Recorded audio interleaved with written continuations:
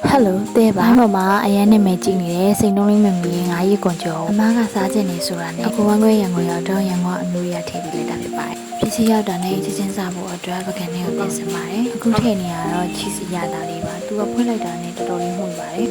နောက်တစ်မျိုးကဘာဘီကျူပါသူကလေးတော်တော်လေးစားလို့ကောင်းပါတယ်သူကတော့ဒီအဆက်အရတာလေးပါတာပေါ့နော်ဘာဘီကျူဖြစ်တယ်ဒီမှာပြောရင်ဒီဟာကစီကြီးရဖြစ်တဲ့အတွက်ကြောင့်နည်းနည်းလေးစားပါထည့်ပြီးထားတဲ့ဟာလေးပဲစားပါဆိုပြီးတော့ကျမတို့ထည့်ပြီးထားပါဘေးကကြော်ကြော်လေးရလေအရင်ကြိုက်တဲ့အင်းဝကြော်ကြော်ဆိုင်ရဝေးလာတဲ့ဟာလေးပါတော်တော်လေးစားနေတာမဟုတ်ဘူးတော့ကျမအမဆန်ပြီးဆက်ပါ cheese အရသာဆိုတဲ့အတိုင်းပဲစိတ်စိတ်ငြိမ်ငြိမ်နဲ့တော်တော်စားလို့ကောင်းပါတယ်နောက်ပြီးတော့လို့ရှိရင်သူ့ရဲ့အဓိကလုံးဝအသက်ကတော့လုံးဝမညှိရပါငါးလုံးဝမစားရကျမတော့ငါးရီကွန်ကျော်စားရဆိုရစဉ်းစားတာကြည့်လိုက်တော့ဒီငါးရီကွန်ကျော်ဘလောက်ကောင်းလဲဆိုတာစားကြည့်ရသေးဘူးဆိုလို့ရှိရင်တော့မစားကြည့်လိုက်ပါတကယ်တော့ comment ပြီးပါစားပြီးငါးရီကွန်မစားရကျမမြင်အောင်လက်နှစ်ဖက်နဲ့ဆွဲနေပါပြီဒါတော့အိမ်မှာအမြင်ကဆုံးလူသားနေရပါကျမအမသူ့ယောက်ျားပြန်လာတော့ရောဒီမှာငါးရီကွန်ကျော်စားအရန်ကောင်းပါတယ်ဆိုပြီးတော့ခွင့်ကြွေးနေရပါပို့ပေးလိုက်တဲ့အမျိုးတွေကိုလည်းထူးကျေးဇူးတင်ပါတယ်ဘိုင်ဘိုင်